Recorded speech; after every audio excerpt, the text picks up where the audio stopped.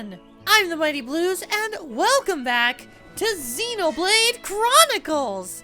Last time, we were about to embark on our adventure to get revenge on the Mechon for killing our girlfriend and destroying our home, but instead we returned to our home to do side quests, and we took care of a couple. We're actually going to be continuing. My brain just shut off for a second. We're going to be continuing doing side quests here in Colony 9. We actually don't have that many left. I ended up collecting all the flowers we needed for Francois. Wow, dawn hydrangeas. They're my favorite. I can't wait until they're in full bloom for everyone to enjoy. This time I'll try growing them to be more resilient. Thank you. I'm glad everything worked out.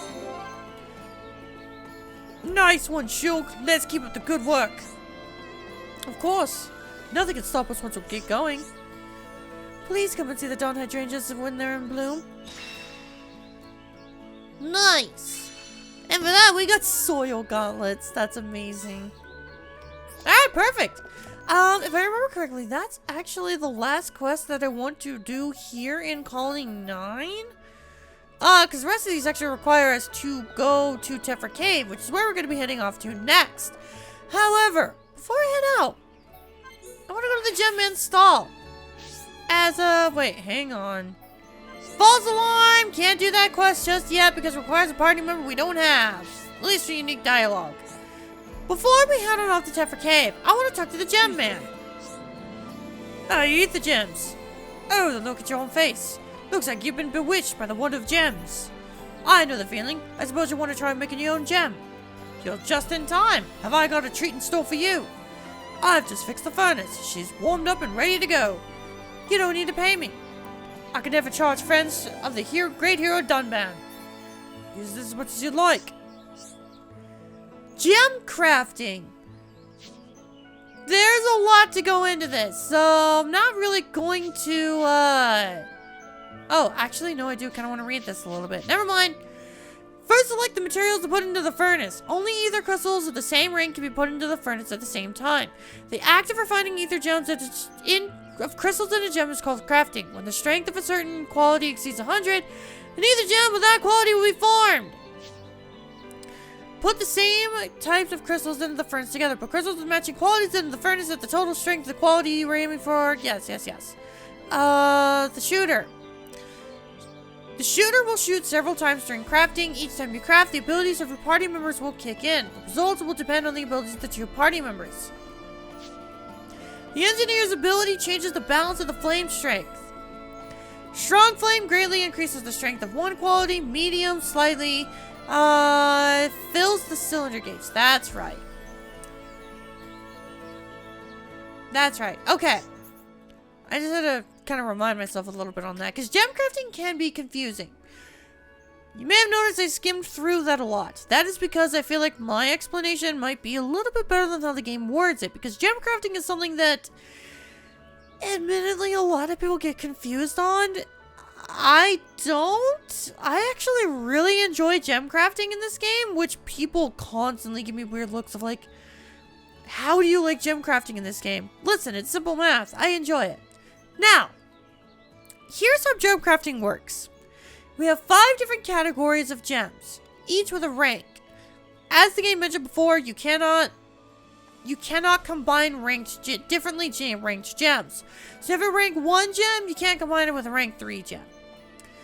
Now, each material has its own gems that it will craft.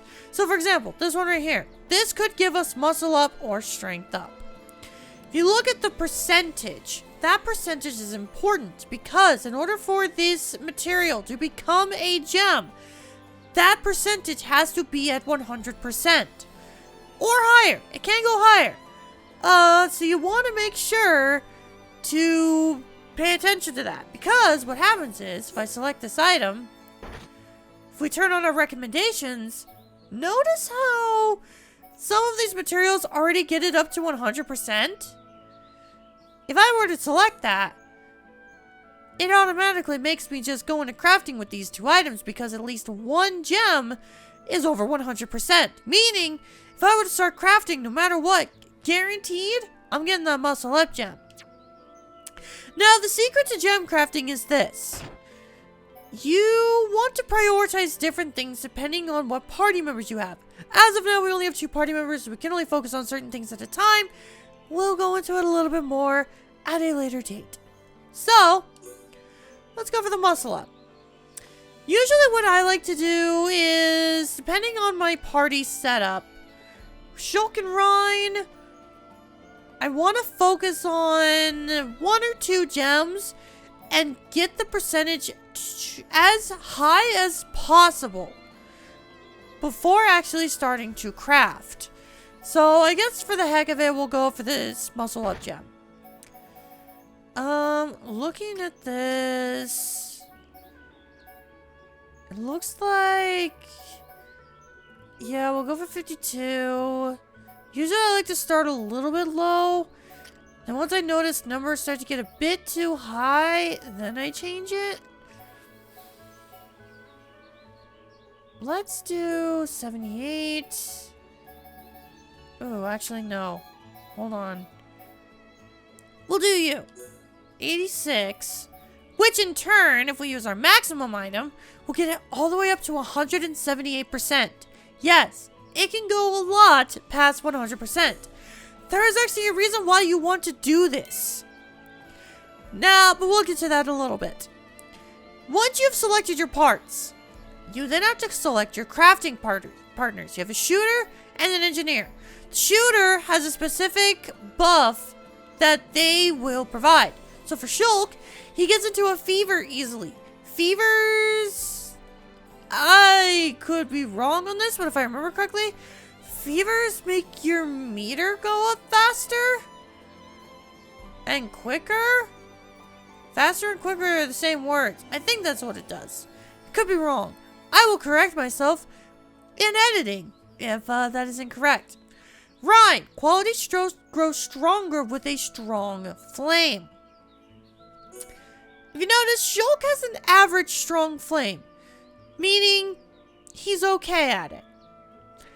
What this will turn, strong flame makes it so that the qualities of the gem grow stronger, meaning the strength percentage.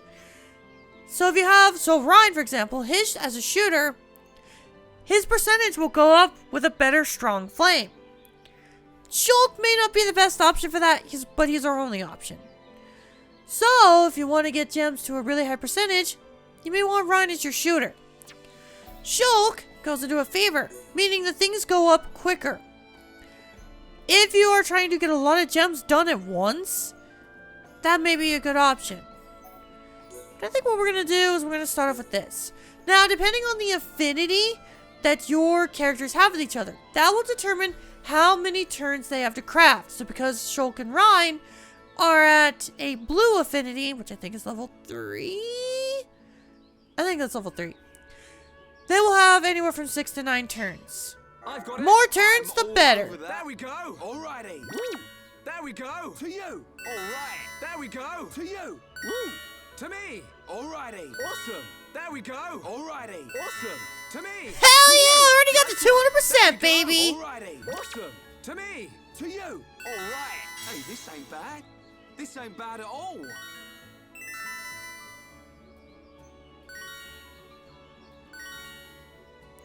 Alright. I intentionally did not speed that up because I want to show off a lot of that. So if you notice, that gem went from 100% to 200%. If a gem gets to 200% strength, that increases its rank. From a rank 1 to a rank 2. Rank 2 to rank 3, so on and so forth. If I remember correctly, you can actually get it to a higher rank than 200.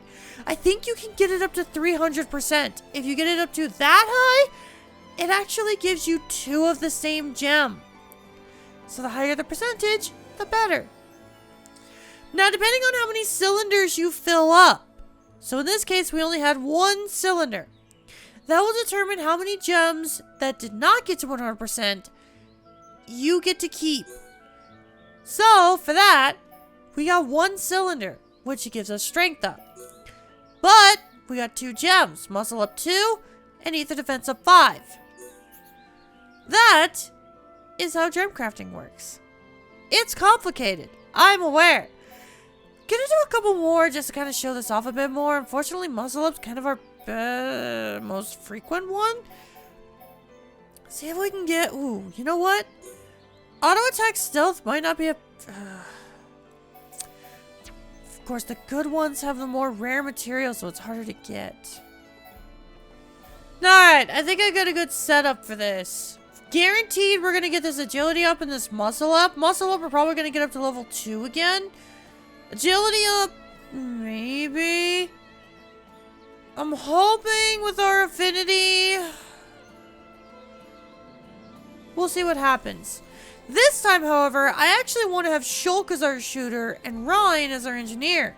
As we're probably going to want to get a few more cylinders built up since I don't really have much confidence that Ether Up and the Strength Up are going to get leveled up. Enough to become gems. Now this time, we're going to speed it up. Alright, good job. Yeah, that didn't go well, actually. Shulk probably wasn't the good option. Alright, well, I tried.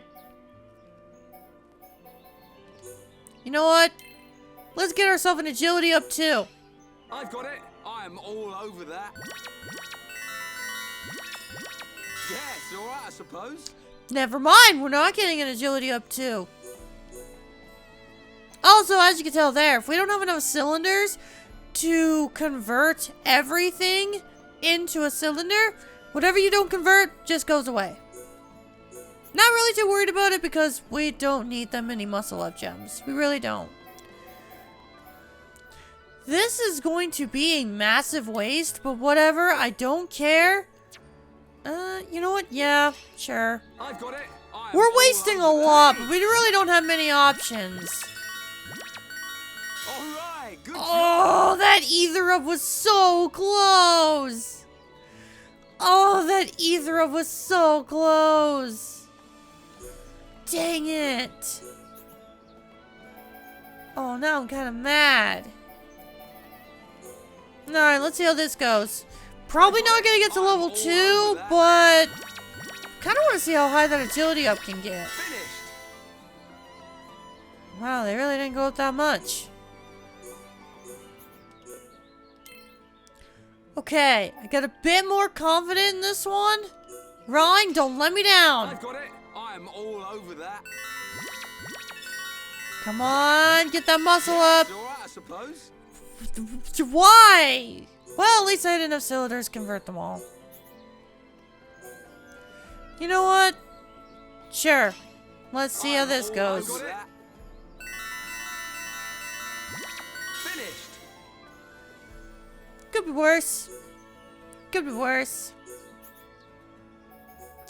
Alright, well at this point we've pretty much converted everything and nothing else is gonna jive with anything. So I think we've about crafted what we could craft. Creatures drop ether crystals, but the Bionis got some at all. What they call ether deposits. Keep an eye out for them. And then the Bionis is ether crystals loaded with power. You don't look too excited. Learning the craft! And with that, we've learned a lot of new tutorials. So let's go over them. Luring monsters. Cool. Wow! Wow! Hey, remember that thing I talked about like twice during this playthrough so far? Game's now giving us a visual on it. You can tell a monster's danger level from the color in the target window. The higher the danger level, the more difficult it is to hit the monster and evade its attacks. Yeah, so one complaint I actually have with this game is that your accuracy is level dependent. The higher the level the enemy is that you encounter, the worse your accuracy is going to be. And I hate that.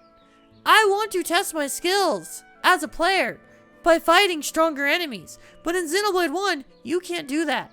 Because if an enemy is too high level, you just can't even hit him. Because they'll be able to evade your attacks way too well. It sucks. Heat and fever. Okay, here we go. Putting crystals with higher strength qualities into the furnace will produce gems with higher ranks and stronger qualities. When the total strength of quality exceeds 200% during gem crafting, the crafting will enter a heat state, where gems produced are 1 rank higher. Sometimes the characters will enter a fever state, during which the shooter can shoot many times in a row. Increase the chance of entering a fever state by using Shulk as the shooter or learning skills that increase fever rate. Okay, so I was right. Just makes them go faster. Cool. Glad to know I was not wrong. Actually, what are the tutorials? Bonado. Okay. Is that it? Oh! Gem crafting tutorial. Okay. Weird. Alright, cool. Actually, let's look at our loadout and start equipping some gems. Alright, change the loadout a little bit. Here's what I got for Shulk. I actually decided to change his shirt because I thought the color on this one looked really pretty. So we changed his color up a bit. Gave him the quick step 3 gem because I feel like I'm going to be using Shulk a lot more. Rhine decided to give him an ether defense up and a muscle up. I figured I could use my usual strat of just boosting the hell out of agility early game. But I figured just making Rhine just a little bit more tanky would be more beneficial. So we went with that. But with that said, let's head on over to Tephra Cave in order to continue on with some other stuff that we need to take care of. Actually, I should probably set a quest. Sure, we'll do that. Black Nectar from Skeeters. So funny enough, we actually accepted this quest way before the Mechon even attacked. And we just never got the drops for it, which I find kind of funny. So let's see if we can get that. That was an achievement. Are you? Of course that was an achievement. Just knock him the hell out. That was amazing. That was amazing. Do you respawn? Have you respawned? You have not respawned yet. Huh. Interesting. I figured it would respawn. You know, I actually did sit here for a second and think to myself, what if I just constantly reloaded this area? When I could just explore deeper into the cave and get more enemies. Don't know why I thought that was a good idea. To reload. Anyways, hey, speaking of quests, you're a named NPC. Even though, if I actually remember correctly, really worried, can you take a look for me? Although if you turn nasty, you can always jump into the lake. That's also scary. Yeah, so, weird thing about this quest. It's a non-named NPC. But there is technically unique dialogue. With Rhine. It's weird. Cause like, there's no way you could miss that unique dialogue. But yet it's counted as unique dialogue. I don't know. It's really weird. Cause like, this guy just gives you fetch quest stuff. But even like Shulk is giving unique dialogue. It's so weird. I can't really name that many named and like non-named NPCs that have unique dialogue.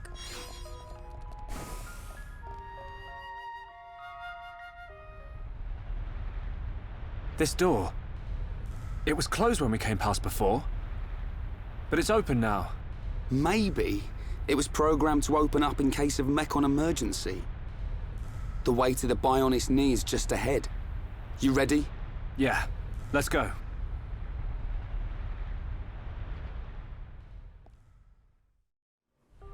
Hell yeah, dude. More progress. Speaking of more progress, fetch quest! And you're literal fetch quest, so I'm not even gonna read your dialogue. What?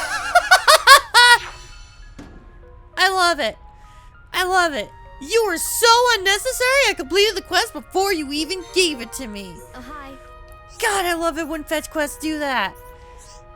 Can I do it for this one? No. What about the next one? Oh, hi. Did I complete the next one? Did I complete this one? No. But what if I completed this Oh, hi. one?